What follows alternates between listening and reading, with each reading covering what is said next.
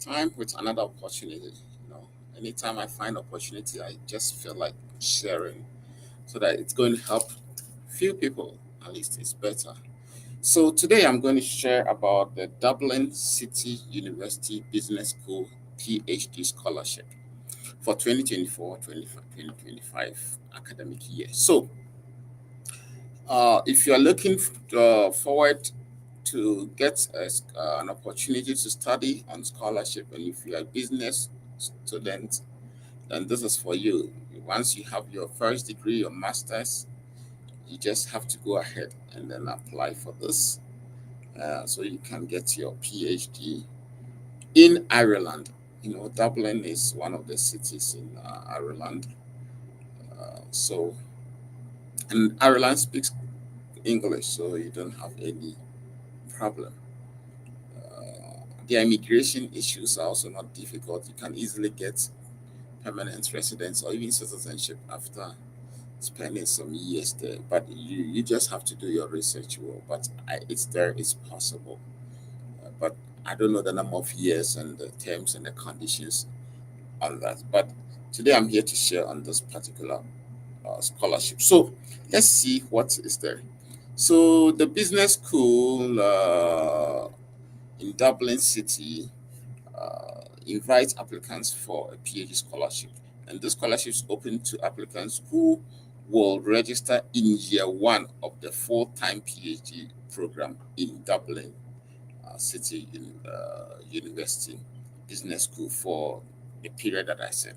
So the PhD programs combine the scholarly theory building with a strong applied focus. So in this case, you're going to learn the theory, there's like the practical aspect, not theory is just hanging, but also the theory will see the light, see it through application. So let me quickly do. The scholarships will allow the successful students to undertake research in one of the following academic groups. One is work, psychology, and strategy, also enterprise and innovation, and also financial and operational performance. So, for further details on the academic group in the university, including faculty profiles, uh, research interest, and publications, you are available here. So you can get these stuff to see their research areas and those things, and you can start talking to those professors. It's really helpful. When you talk to them, they can accept, or maybe let's be positive. They're going to accept it, and they'll supervise your work, and that will make the process very easy for you. So the following types scholarship types will be awarded. One, the scholarship with an annual stipend of 22,000 yes euros uh, per month. Sorry, per annum, uh, for a maximum of 4 years. So like every year you get 22,000. So 22,000 again. So that for second year is 44, and it keeps counting to 4 years maximum. It means that the PhD should be completed within 4 years. And payments of PhD school fees, which is very important. You also get your and up to 5,000 to support research activity over the 4 year period. So you have 5,000 euros. You can use it for conferences and also other forms of dissemination of knowledge of your research. You can travel to other universities to disseminate your knowledge and get comments from other academic people, so or other lecturers. So now eligibility criteria. Successful applicants are required to meet the PhD criteria or eligibility criteria of the university. So they will normally hold an honors master's degree taught or by research, and the students in the final year of master's may apply. Yeah, so it's saying that if you have final year of your master's, especially if you have like one semester to complete, you may also apply. So all you have to do is to get your transcripts, and in the recommendation letters that will be supporting this, you just tell them to those making the recommendation letter for you to hint that your last semester are about to complete your masters, and that will also give you a very good standing. So applicants must have the support of DCU Business School academic supervisor, just as I said. So potential supervisors can be identified. They've also given the, so yours is to target these supervisors. Very important. You target them. Once they give the go ahead, you are good to go. So you make sure you get in touch with them, and start your connection. Yes. So the links are there. You can see, and you can see and take it from there. So the school, university scholarship will only be awarded for full-time PhD studies based on at the university for the period for the, I mean, within the 4 years period. So you should be prepared to study for 4 years, and it should be a full-time study. So applicants should indicate if they have any additional stipends or alternative external source of funding. You need to, because of conflict of interest, you need to state some of these things. So this the university scholars on an annual stipend of 22,000 cannot normally be in recipients of concurrent scholarship or educational grants greater than 4,000 per annum. That is in euros during the same period. So it's like for legal issues, these things must be applied. Please don't think you are smart, because these organizations they talk to themselves. So when you are accepted for this particular scholarship and you're already on another scholarship, you need to declare. You need to declare so that you'll be free from all sort of chaos and all sort of legal issues, right? So the award will commence on 1st September. So this year, 2024, is going to start. So please note that international applicants intending to travel to Ireland must meet the visa requirements for Ireland prior to the commencement. So the visa issues should also be sorted. And, so scholarship application guidelines and processes is very important here. So all the DCU Business School PhD scholarship applicants are required to submit the following documents in soft as a single PDF document. So, like, you put everything in one PDF, right? So it should join. There are so many softwares to help you to do that. Especially there's one software called I Love You, I Love PDF, right? Yes, I love PDF.com. When you go there, it's very easy. If you're struggling to use it, you can go to YouTube to learn a lot about that, on how to use that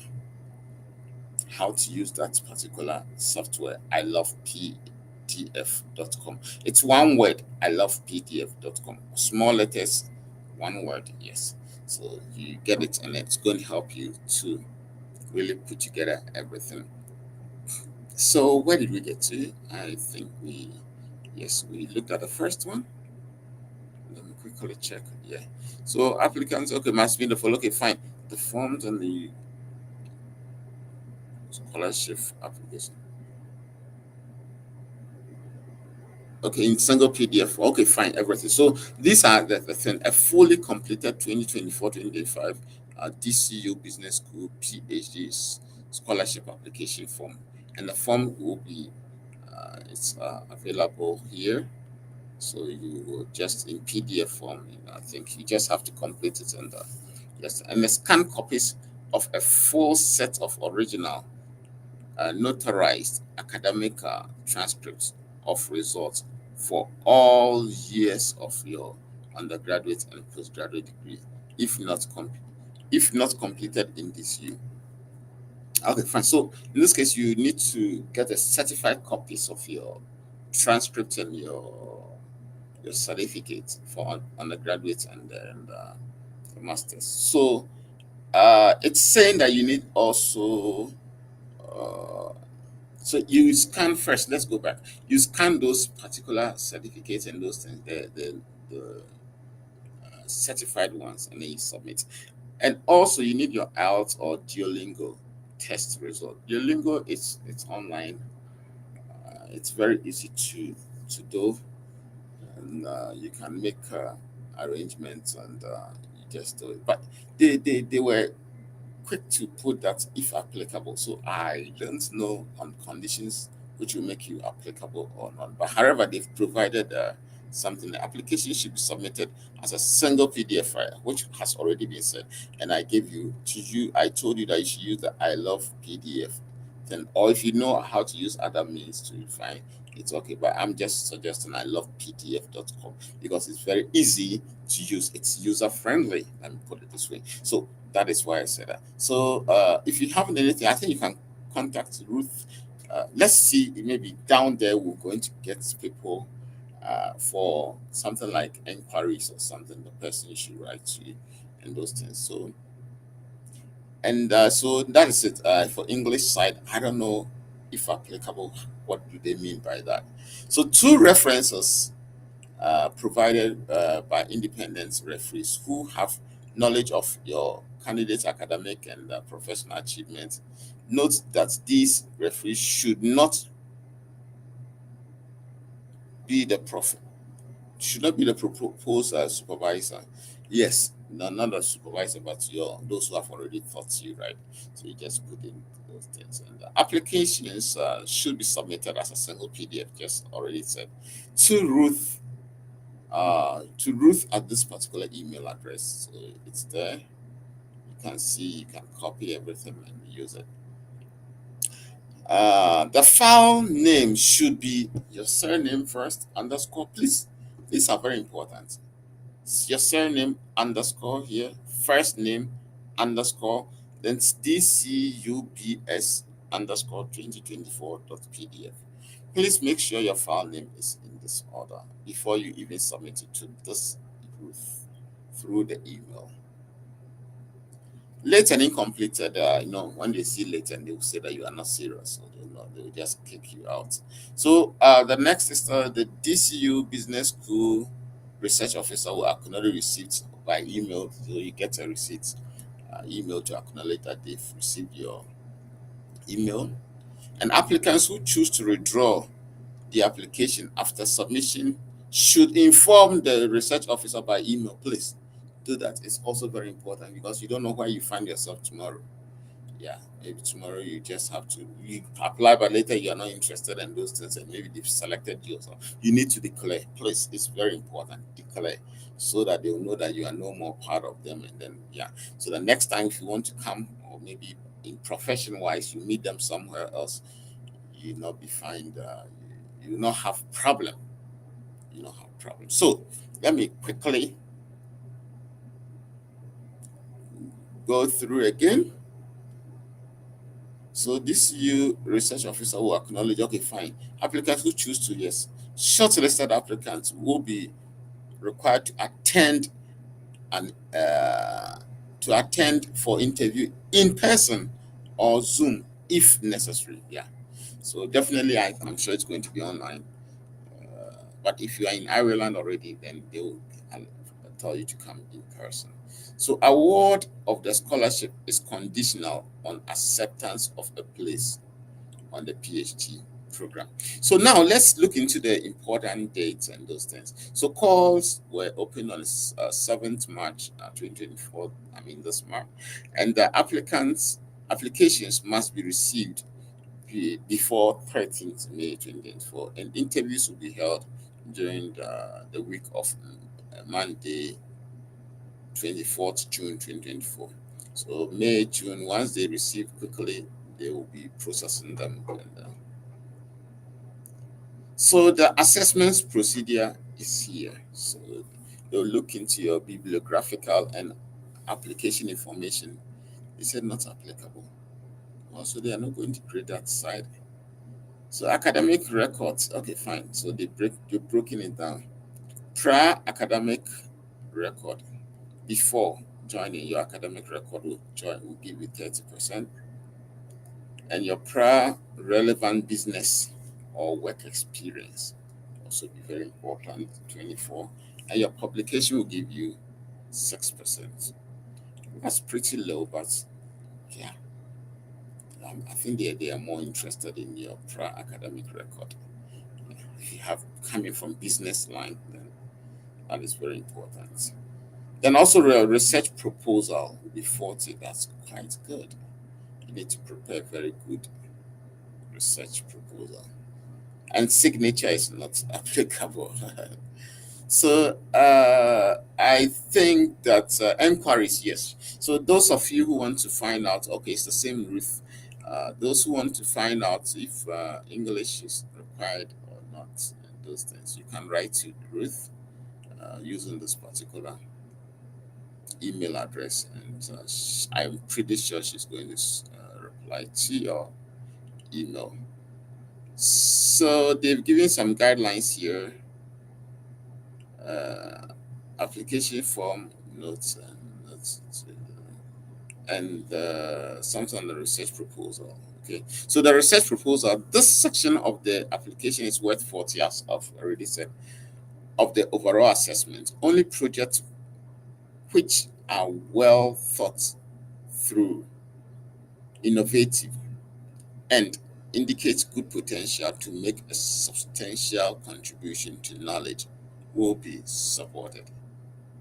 And the maximum should be 3,000 words in length, and be should address the following issues. So please, you need to really think through your topic, and it should be innovative. Please don't be repeating all those things there. This brings out the need for a proper research gaps. I will prepare a lecture on research gaps and share, so that at least it's going to benefit so many people. So from this time, let's see what the proposal should have. The background to the proposed research, the research questions and objectives. Please, you need to follow these things. It's very important. If you don't have them, no matter how good your proposal is, it's going to find itself in a bin. Okay, so you need to pay attention to these things. So preliminary literature review is very important, especially touching on some theories that you're going to use, gaps, research gaps. What has been done on the topic? What is already known on the topic? And what is not known? Where researchers have met, I mean, in terms of research, where conclusions have been drawn, that when it comes to this is these are the conclusions. And also areas that conclusions are more or less mixed form, mixed in the sense that some are saying maybe if you mix A plus B, it's going to give you, let's say, C. Others are saying that mixing A plus B will give you Z. Others are saying this is so that there is lack of what consensus on those areas. You need to also bring out some of these things, and also the research methodology to be employed. You need to be very careful here to write on it, and the expected impact the research will have on theory development and practice. That is also brings us to the gaps, okay? The research gaps. Because once you know the gaps over there, then your work is going to fail, and in practice it's going to help, right? So it's going to help in practice. So it means that what is not known on the field, your research is going to bring it. So those already on the field will understand the direction, okay? And that is one. And two, also to theory. Once it touches practice, mostly it comes to theory, because people will also continue to do research in that particular field and put together, and then so yours will just create the first pack or something. To create it will spark uh, thinking, everything on that particular topic, and people will take it from there, and later uh, theory development can also come in. But however, if what you are saying is also possible, it's also possible to challenge some of the existing theories on that particular field. You need to also state it. You need to also state it, and then yeah. So that is also part of the theory development. So on this note, I think my work is done. But please don't forget to subscribe. It gives me the chance to write to no, it gives me the chance to do more videos to help all of us. Yes, so thank you very much for spending your time to follow this particular video, and I'm particularly impressed. Thank you once again. Bye bye.